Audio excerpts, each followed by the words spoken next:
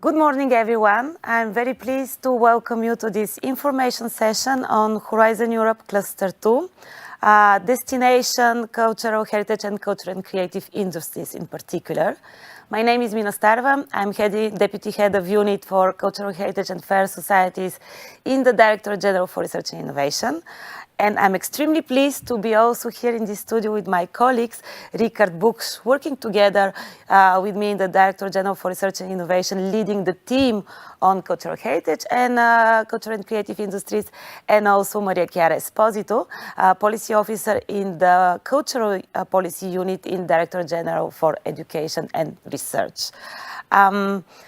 Most of all, we are also actually virtually joined by colleagues from DG Research and Innovation, DG Education and Culture, and the Joint Research Center here to answer your questions. So let me frame the discussion of today. We have 1 hour of interactive session where actually you're invited to introduce your questions via Slido. And I strongly encourage you already to start introducing your questions straight away. And a request, please also introduce the topic number you're referring to so that it will be easier for us to respond immediately. An online presentation of the co-topics to be funded in the 2024 work program is available already on the website for this event. So I hope that you had the opportunity already to look at the presentation, but please do so otherwise after the event. So my role for today actually here is to introduce the session, to in particular highlight the importance that is given to cultural heritage and the cultural and creative industries in Horizon Europe as important, I would say, unique resources for fostering sustainable innovation, for fostering prosperity and well-being, and also shaping our values, our beliefs, and really fostering a European sense of belonging. We should all make this happen, and we essentially believe that a stronger European effort on research and innovation in the field of cultural heritage and the CCIs, meaning the cultural and creative industries, is precondition for achieving the Sustainable Development Agenda.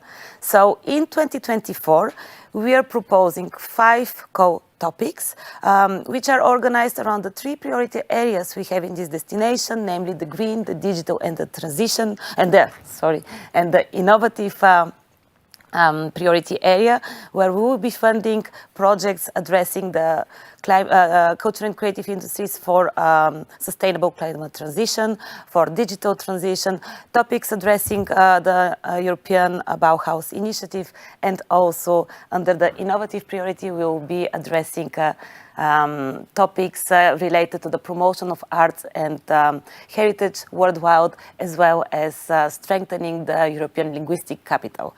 So before I actually go into the core of this session, I would like to remind you the impact, the expected impact of this destination. And we believe that this is really important because all the topics, all the projects that will be funded under this destination should contribute to the expected impact, which is namely the full potential of the cultural heritage and the cultural and creative industries is realized as a driver for sustainable innovation, but also a European sense of belonging, through, and this is also very important, a continuous engagement with the society, with citizens, and with the economic actors, and of course, it goes without saying, through better promoting, strengthening the protection and restoration of cultural heritage. Having said that, I think that we should go to your questions. And already beforehand, I thank very much Jade, who is helping us with introducing your questions on the screen. So let me see the first question, please.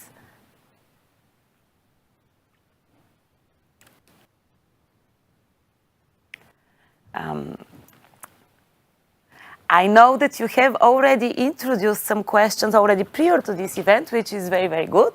And I encourage those that have not introduced your questions to really introduce the question now, while we are waiting actually for the questions to appear on the screen.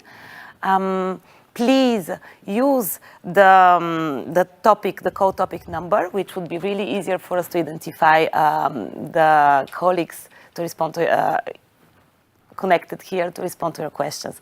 And let me also remind you, probably while we are waiting for the question, that we already have published a frequently asked questions.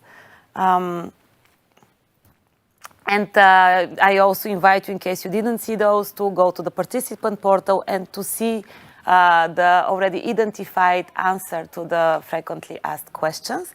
And we also are engaged, are committed to further update these frequently asked questions. Now, I know that I can speak a lot, but I'm very happy to see the questions on the screen. So let me start with a first question, which is related to the co-topic on the Bauhaus initiative, which is how the project partnership should look, how many partners, any associated partners. Maria Chiara, I think that this question is for you. Thank you, Mina, and thank you for the questions. Concerning the partnership, the call gives the precise indication that there should be a minimum of countries and of pilot trials to be implemented under the call. So there should be at least 3 countries where the actions and the demonstration activities should take place. And in total, minimum 5 pilot trials should be experimented.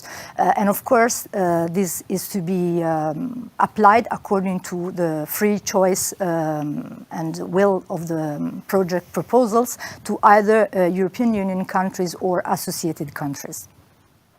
Thank you very much. I also wanted to remind you that you can vote on the question, so this would actually define which question we should tackle in priority.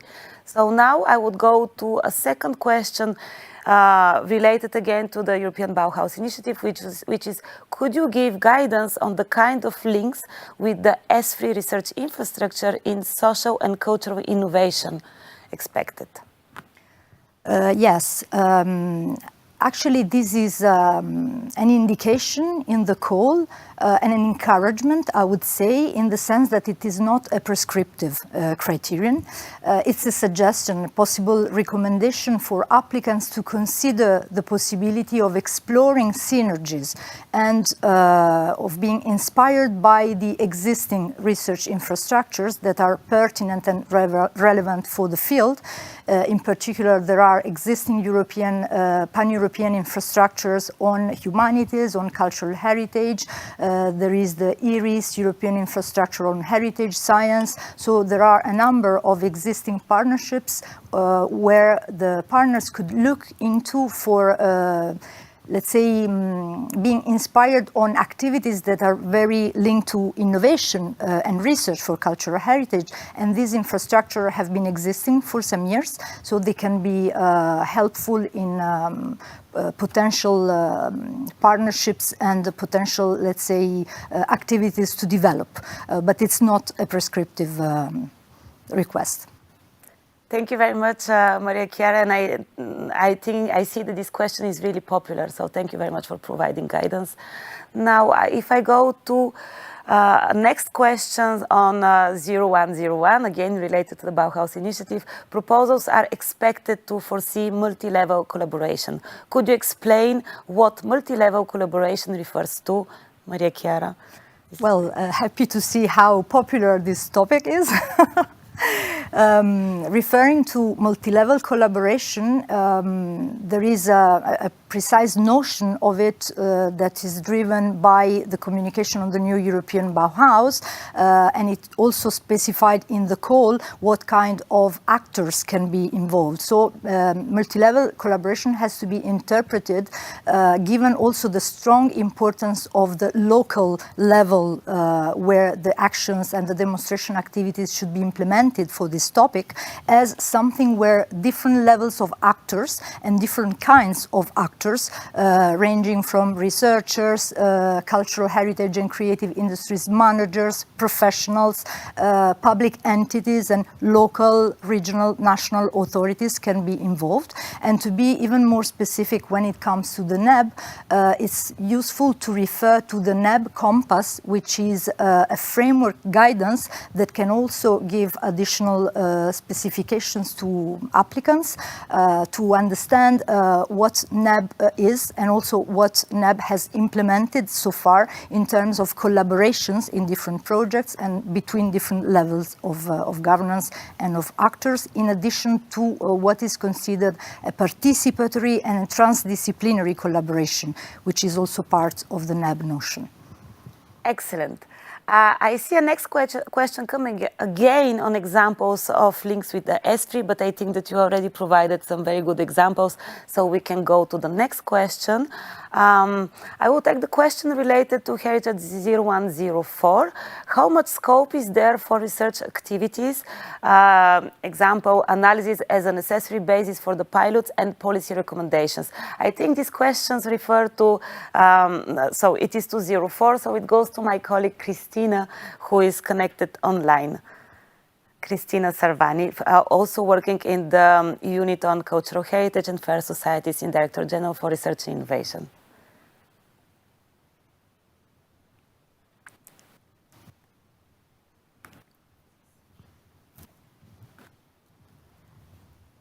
Necessary, can you hear me? Now, yes. Now, yes. Okay. Perhaps something was wrong with my microphone. I was saying that research, including analysis, is necessary basis for this, for the pilot initiatives and policy recommendations in this topic.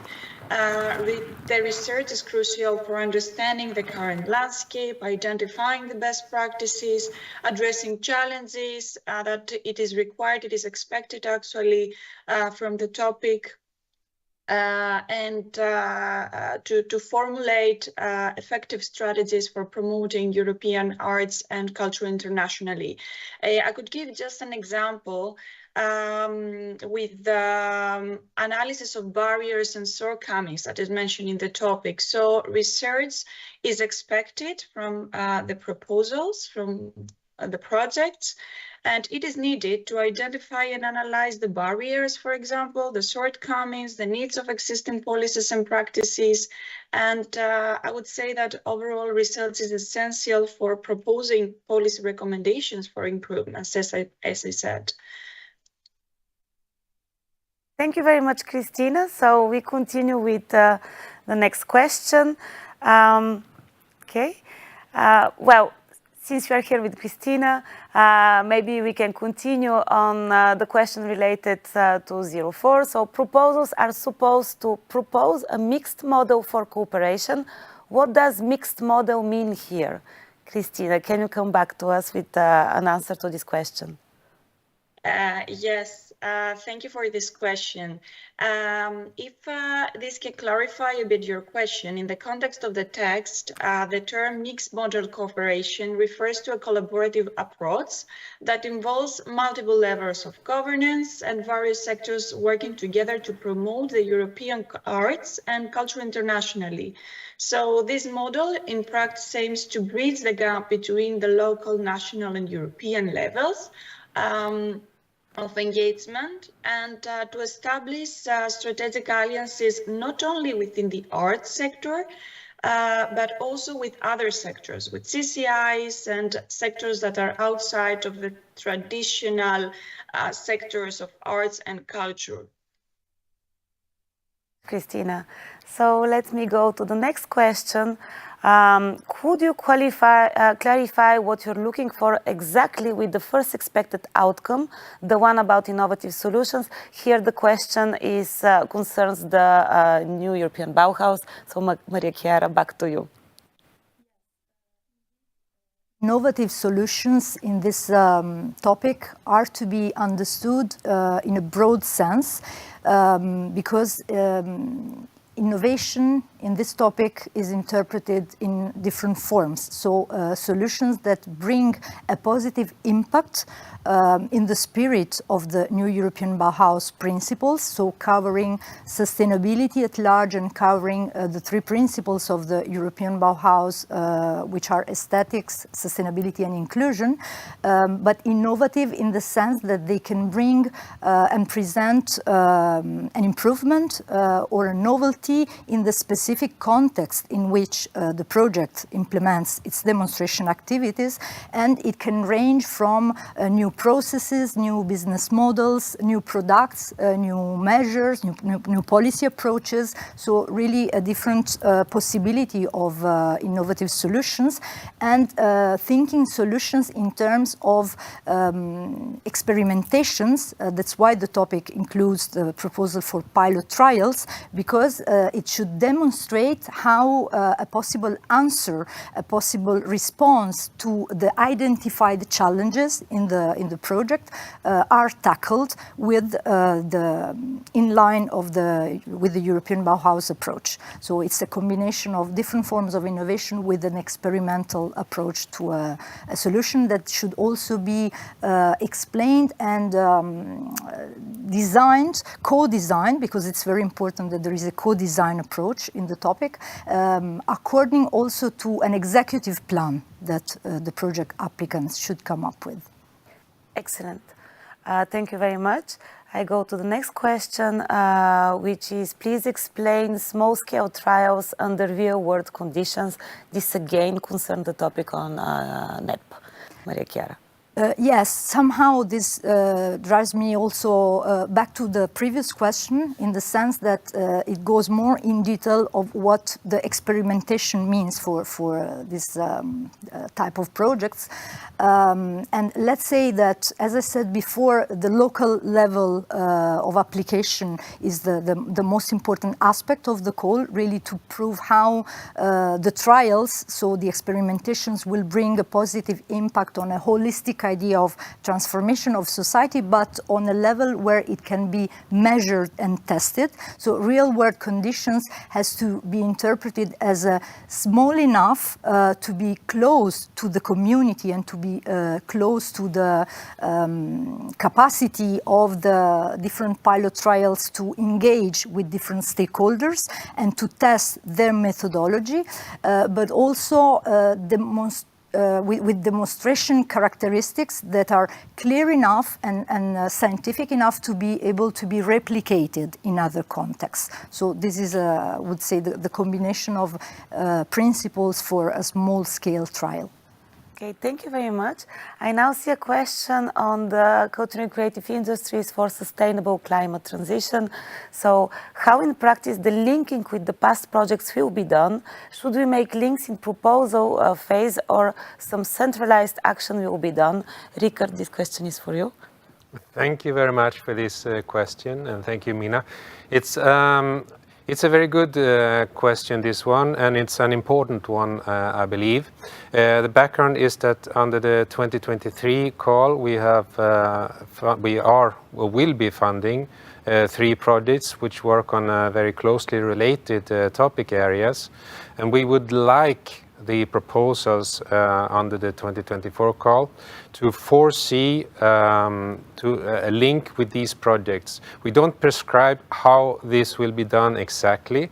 There will not be a centralized action foreseen more than possibly facilitating this contact, but there will be no centralized structure to facilitate this. But proposals has to give it a thought how this should be done, perhaps set aside resources for this, perhaps set aside a little structure, but as it does not have to be specified exactly in the proposal stage, how this has to be done. It has to be foreseen, but how it will be done exactly is something that will have to be developed during the execution of the project. Thank you very much.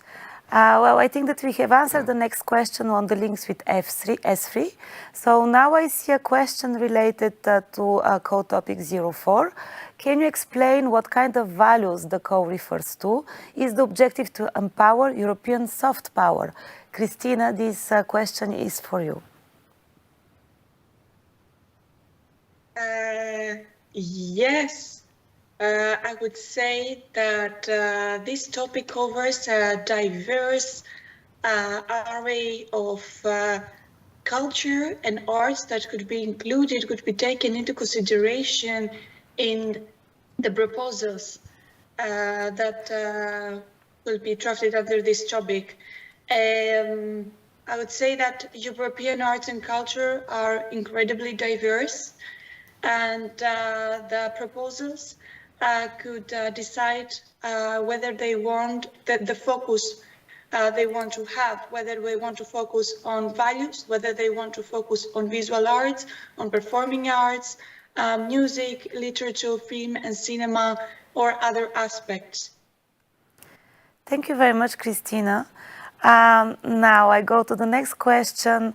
What is expected in terms of strategic investments? How far should they be planned, realized in the project? This is a question referring to the NEP topic. Maria Chiara. Yes, thanks. Well, strategic investments in cultural heritage in the spirit of the call are to be seen also very much in line with the identified challenges and the context and the territorial setting in which the applicants intend to implement the actions. So let's say that strategic investments in cultural heritage, either tangible or intangible, so in all its broad meaning, are investments that take into account the potential assets of a given context and of a given mix of geographical areas where the projects will be implemented, that can really foster and produce a transformation in the context and in the community for one of the axes of the new European Bauhaus, on regeneration, on reuse, on sense of belonging. I'm just quoting some examples from the different axes, the 4 axes that the new European Bauhaus foresees, and indeed the potential of using the capacity of these cultural heritage assets in the context to drive transformation and also to create further collaborations with culture and creative industries, with designers, with architects and with local authorities to implement this new sustainability approach and make that context more let's say, a setting to produce a better quality of living and quality of experience, which is the aim, the general aim of the topic. Thank you very much. Then I go to the next question. I think there were 2 questions that were related somehow, but one disappeared on my screen. I will come back to it later on. Let me probably now address the question related to the code topic 05.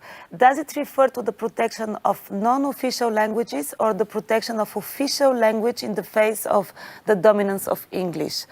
Our colleague Irena, who is behind this topic, is attending another meeting, but we do have Richard who will help us answer this question. So Richard, to you. Thank you for this question. Let me try to clarify a little bit as far as I can.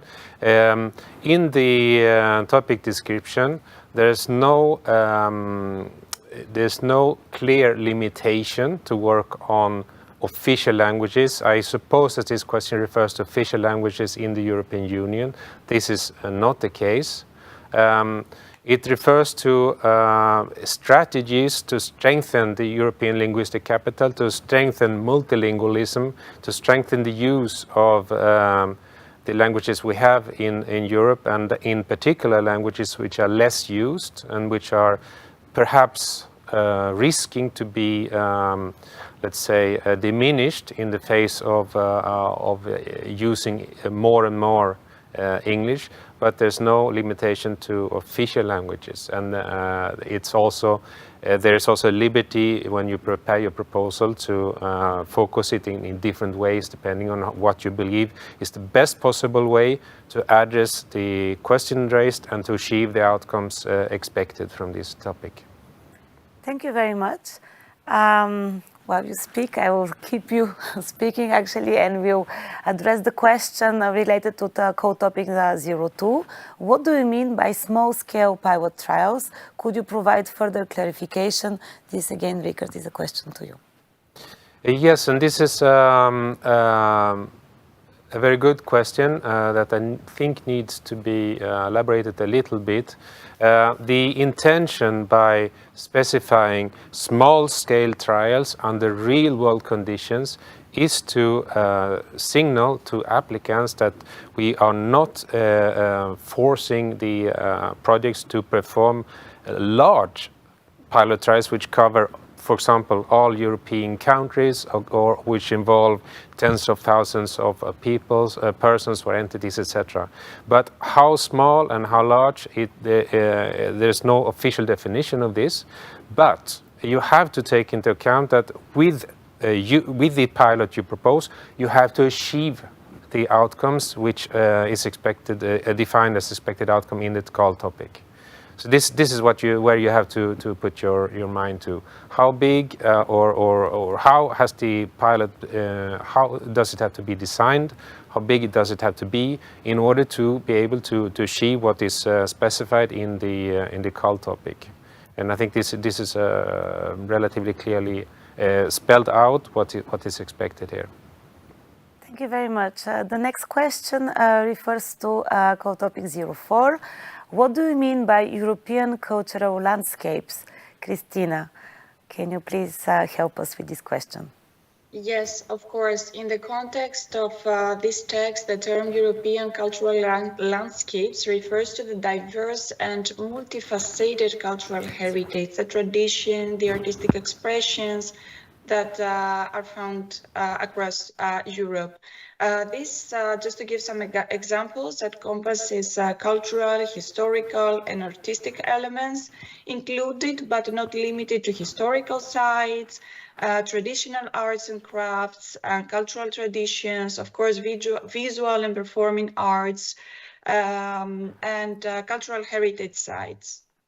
These are just some examples. Thank you very much, Christina. And actually, I realize, of course, that Maria Chiara is here with us, who is working in the cultural policy and then in DG Education and Culture, so she can help us also with further answering this question. Thank you, Mina. Yes, I think it's important from the cultural policy perspective to bring in the general information for applicants that there is an official definition of the notion of cultural landscape according to UNESCO, so that it can be always useful to refer to for the interpretation of that concept in the cluster 2 calls. And it refers to combined works of nature and by humans, and they express long and intimate relationship between people and their natural environment. Okay.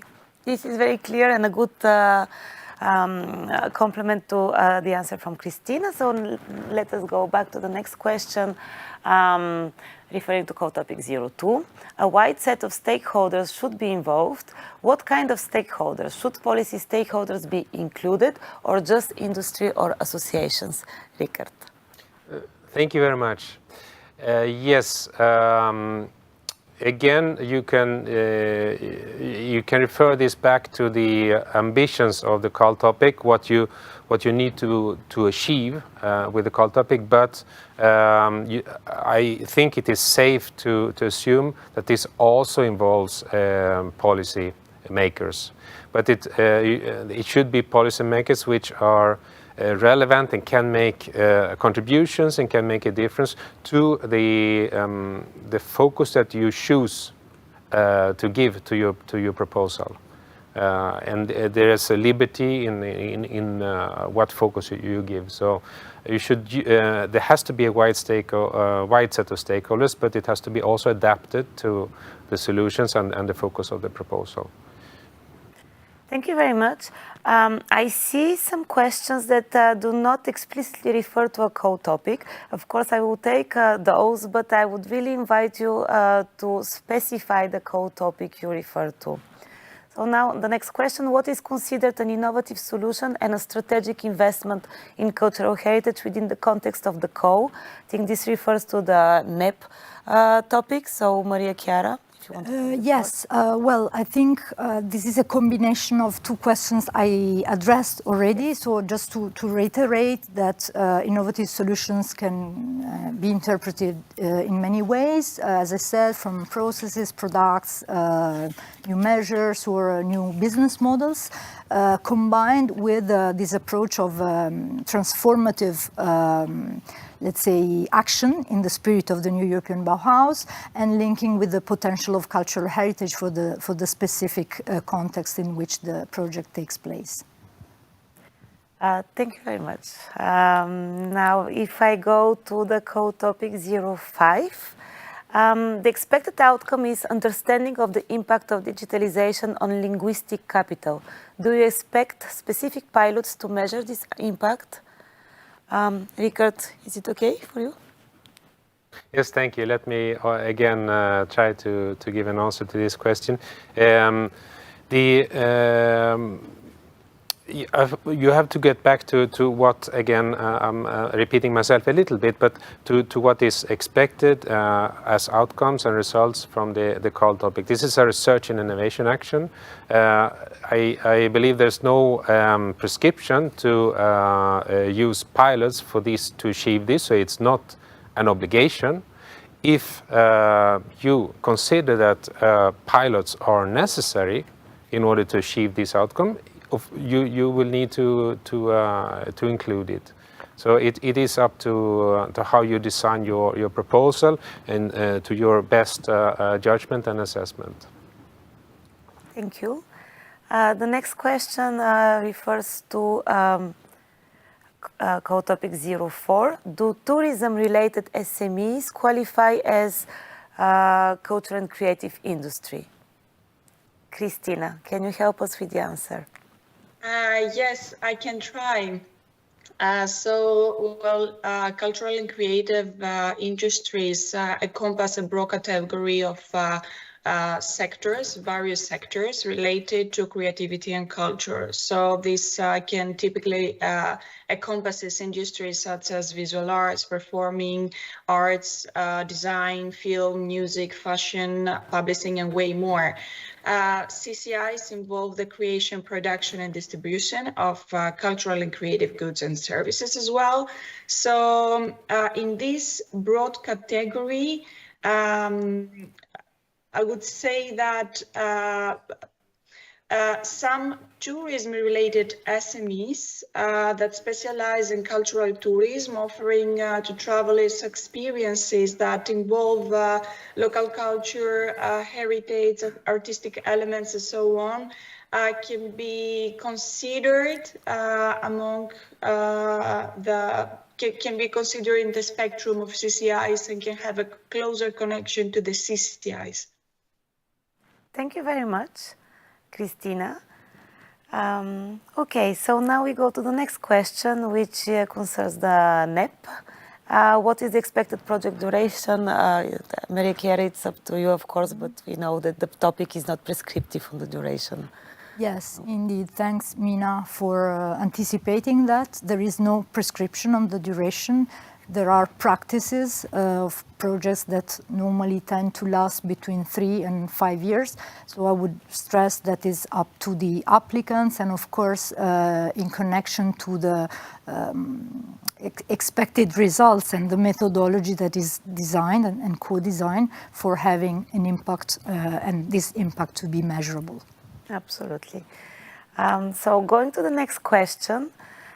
Can we come up with concrete solutions, or should we focus on less effective strategies and methodologies? This again goes to you, Maria Chiara.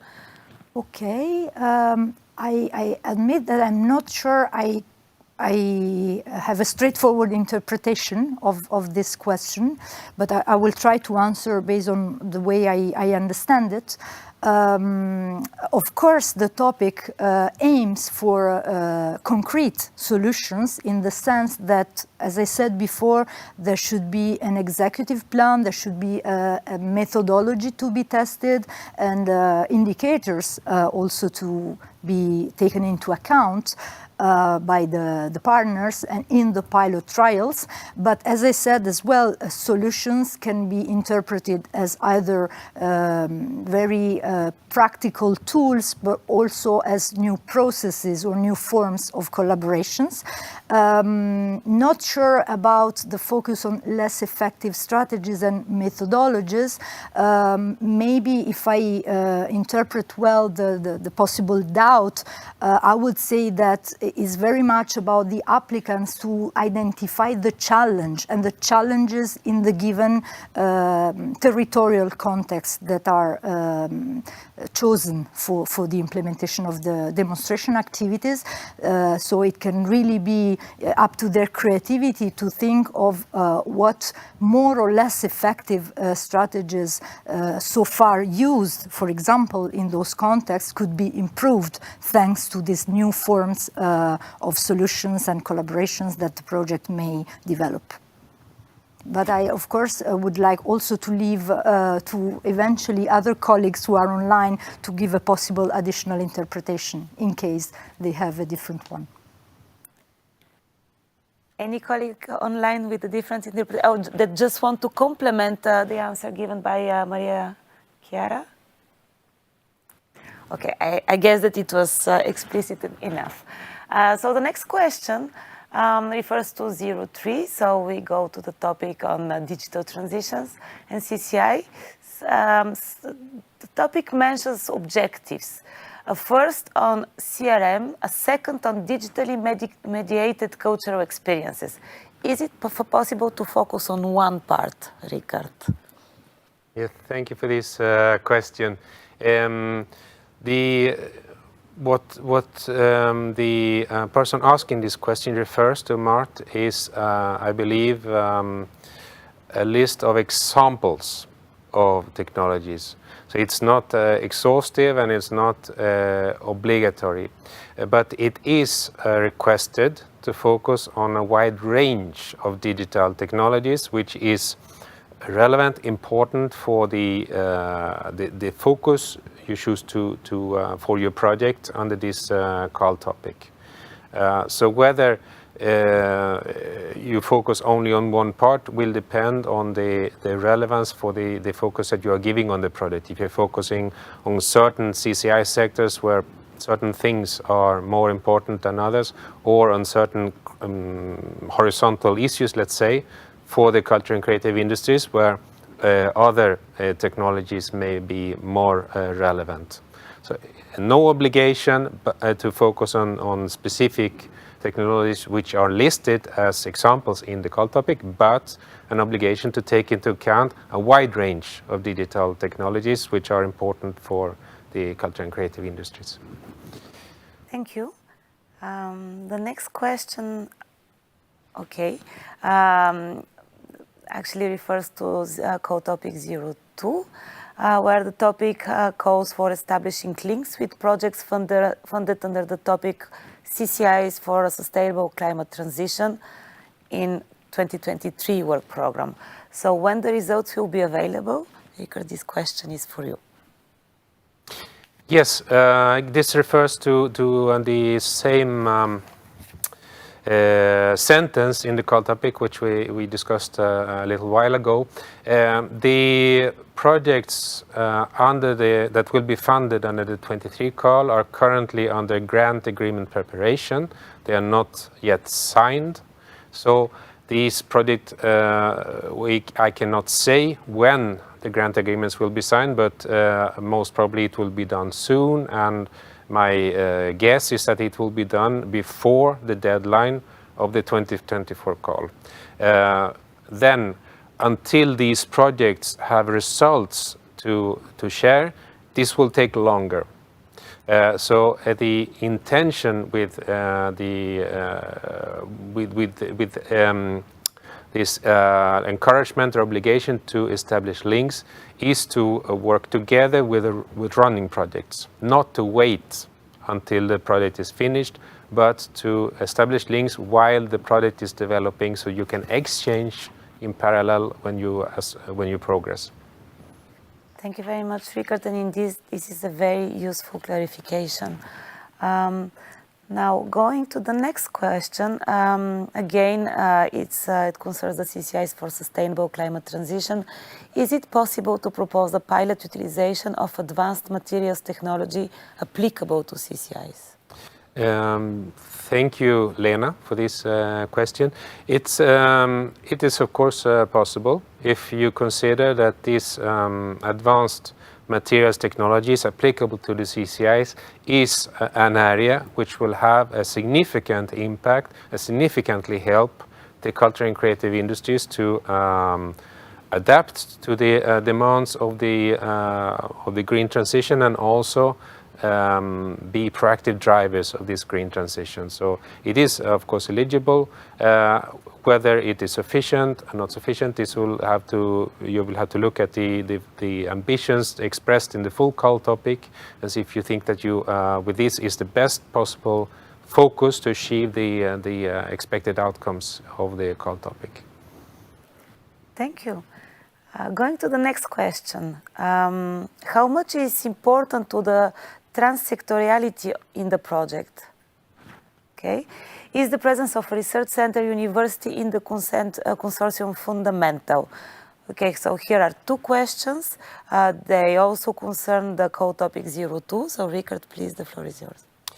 Hey, thanks for this question. It's the first thing and most important thing I have to say is that the composition of the project consortium is totally up to the applicants, and it will be up to the applicants to consider which partners or which kinds of partners are the important ones to form a strong consortium which is capable of achieving the goals, objectives that is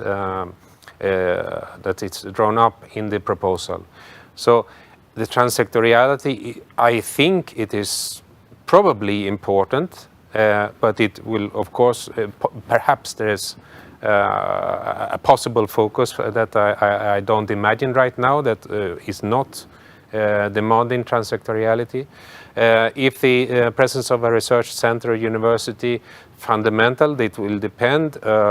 It is in all cases possible, but not obligatory. Okay, thank you very much. So we go to the next question. Projects are expected to validate solutions in 5 pilots. Can a set of processes or methodologies be considered as a solution to be validated? We somehow already touched this question, Maria Chiara. It concerns the Bauhaus, so please. Yes, indeed. Thank you for this question. And I reconfirm that indeed, yes, it can. Set of processes and methodologies are to be considered as a possible solution to be validated. And linked to it, I would stress also that, of course, it is important to stress how the solution is innovative in the spirit of the call, and also as long as it takes into account the variety of actors involved. Thank you very much, Maria Chiara. The next question refers to code topic 03.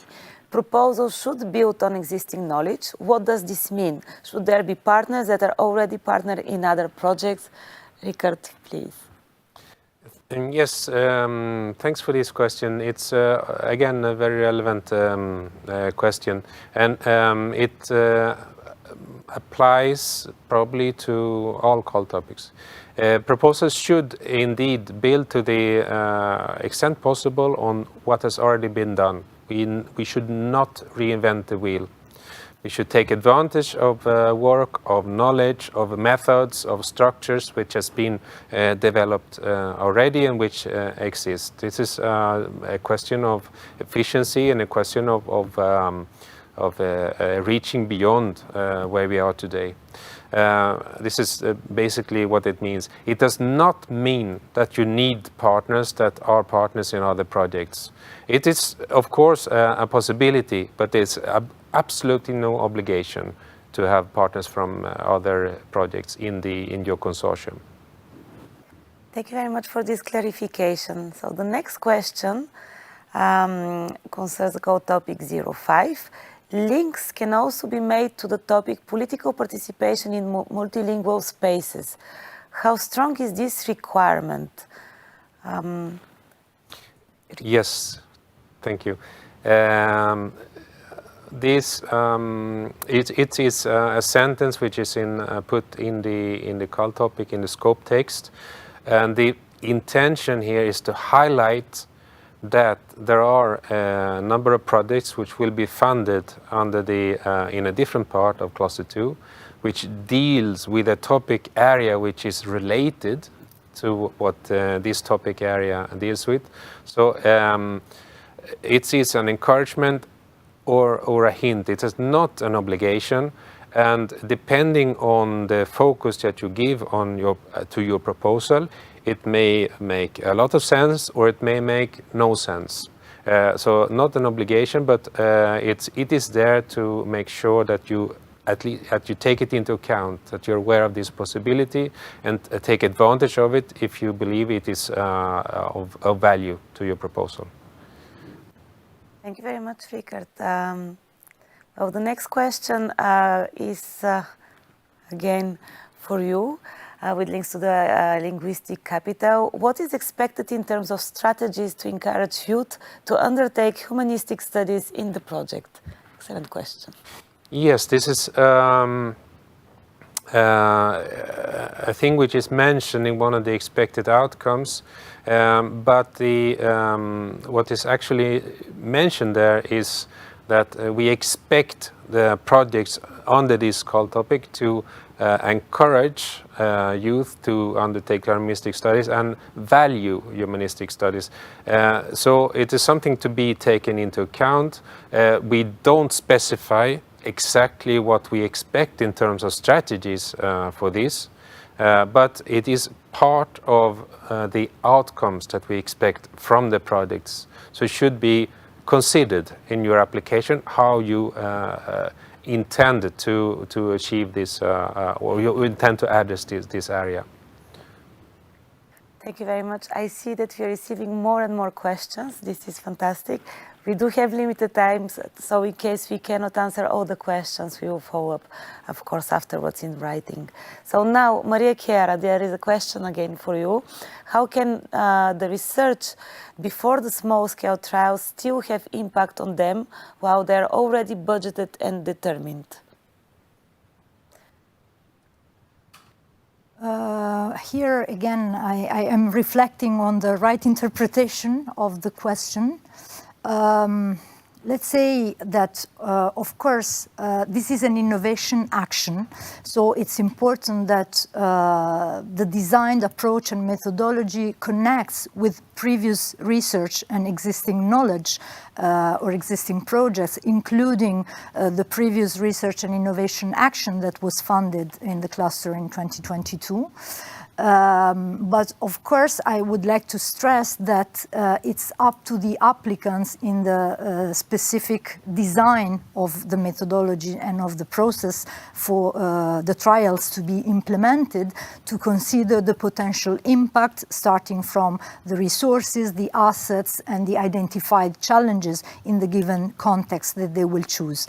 And as of that, the pilot trials will be budgeted and determined according to what they want to demonstrate.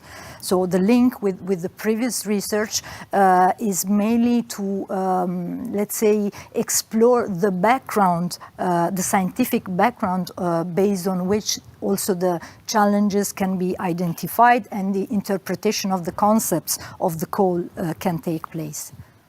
Thank you very much. The next question, could you, Maria Chiara, give us some guidance on the executive plan that the applicant should develop? What should be included? Of course, we cannot be prescriptive here, but yes, guidance is appreciated. Yes. I would like indeed to be very much, first of all, in line with what you say, Mina, that we are not prescriptive at all, and more than guidance, I would really like to refer to the text of the call, which is, let's say, specific and flexible enough at the same time, but specific in the sense that there are some elements that this executive plan should include, generally speaking. So at least, as I said, the identification of the challenge has to be there in a precise way, in a well-defined way, where also the resources and the available assets of the given context are identified. And then, of course, it should contain a developed methodology, a plan to measure the potential impact. And the third very important element that the call expresses is the participatory approach that should also be involved, mentioned in the plan for the co-design of the implementation of the pilot actions. Okay, thank you very much. Maria Chiara, you're very popular today. Wow. How do you think the entrepreneurship should be included in the call? Are there any examples that you can give? This is a very interesting question, and I would somehow maybe take also the liberty to think if we can further expand, if this can be considered as a very relevant question, also generally speaking, given that we plan to give possible additional details in future written answers that we may also have on the portal, especially to think of specific examples that at the moment I would not have in mind in a to defined way. Of course, the notion of entrepreneurship is intrinsic to the fundamental aspect of culture and creative industries that have to be present and protagonists of the partnerships that the projects will develop. Thank you very much, and I fully agree with you. Indeed, we will follow up on this. Now, we do have a question regarding call topic number 2. Is a project that will involve 2 or more different countries sharing their side of a joint heritage appropriate for it? Question coming from Milica. Yeah. Rickard. It says topic number 2, but I don't think this refers to the topic number 2. Okay. So I have the impression that this question is perhaps referring to a different call topic, which is not among the ones we have today. Okay, so we can invite Milica to actually reformulate the question with clearly identifying the call topic she refers to, and Milica, we are going to respond to your question. So let me continue with the rest of the questions. Code topic number 5, so this is a question for my colleague Cristina Servani. Could you give some guidance on the strategies and policies needed to address the tensions between globalization and preservation of European identities? Yes, I'm afraid this is for another colleague, topic 5. You're fully right. And I'm very happy that Rickard is right next to me. So Rickard, can you provide an answer to this question? Well, thank you. I think that in terms of guidance on the strategies and the policies, I cannot provide more specific guidance than is expressed in the call topic. And the call topic is, in this sense, pretty open. It does not specify exactly the contents of these strategies and policies, and on purpose, because it is up to the applicants to propose the most efficient, the best way to address the issues that the call topic seeks to address. So I'm afraid I cannot give more detailed guidance to in this sense. Thank you very much, Rikard and Christina.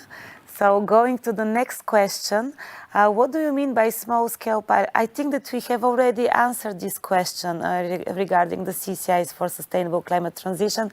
So maybe I can address the question, the next question again. Okay, it refers to the Bauhaus. Maria Chiara, this is for you. How the project partnership should look? We also responded to this question, I believe. Yes. Yes. Any associated partners. So this is good. I see that there are some recurrent questions. So maybe we can go to the next question, Jade. Again, can we have affiliated entities and associated partners in the Bauhaus topic? I think that we can say that this is a question whose answer is the same for all topics. So I would refer to the general rules of the program, where normally, of course, projects can involve affiliated entities and associated partners, but it's not specified as a specific indication of the NAB topic. Thank you very much, Maria Chiara. Okay, so now we have a question regarding topic 04, which is for Christina. Please, Christina, clarify what means pilot policy solutions in the topic. Yes, in the topic text it is mentioned to test and develop actually and test pilot solutions. So this phrase, to develop and test pilot solutions, suggests that the projects should not only come up with theoretical ideas, but they should also put them in practice on a smaller scale to see how they work in real world conditions. So these policy solutions should serve as a practical experiment that can inform future strategies, policies. It can be replicated in the future, and so on. So mainly, I would say that the purpose of these pilot initiatives is to assess whether the proposed practices are effective in achieving the intended outcomes. This could involve evaluating their impact and on increasing the visibility of the European arts, of course, and culture abroad, or improving the better cooperation between different levels of governance and sectors, as it is mentioned in the topic. Many thanks, Christina. Now going to the question which is specific to the Bauhaus topic, how the complementary geographical coverage will be evaluated. It is a complex answer, and I would give the floor to Maria Chiara to provide us with some elements. Yes, the complementary geographical coverage will be a secondary criterion for the evaluation of the projects. Indeed, projects will be ranked and evaluated based on the standard general procedure for evaluation, which is explained in Annexes D and F of the program Horizon Europe. And the geographical complementarity will be an important additional aspect for the final ranking of all projects to be able to represent a portfolio, balanced portfolio of geographical coverage, where the aspect of mutual complementarity of geographical areas between the projects that will finally be selected will also be considered as important. For all the projects that, of course, have been ranked based on the general procedure and based on having reached the above threshold results. Right. Thank you very much for this, Maria Chiara. Very clear and very important. And I also would like to highlight that we are currently preparing also written question and answer for this particular question, which I know that is important for many of you. I think we have the time to take one last question.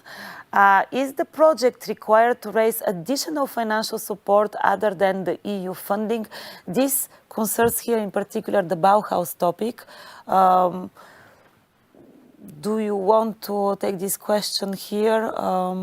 For me, this is yeah, indeed, this is also common to many of the different topics.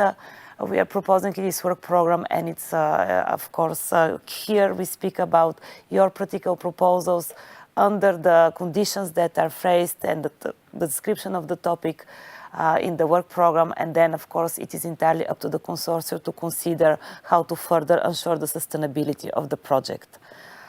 With this, I'm looking to my colleagues, but I think that it is time that I close this session, which was very intensive, dynamic, and very rich for my side.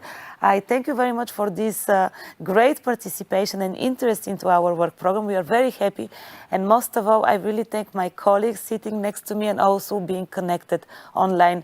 Thank you very much. We're very much looking forward to receiving your excellent project proposals, and have a great lunch break. Thank you.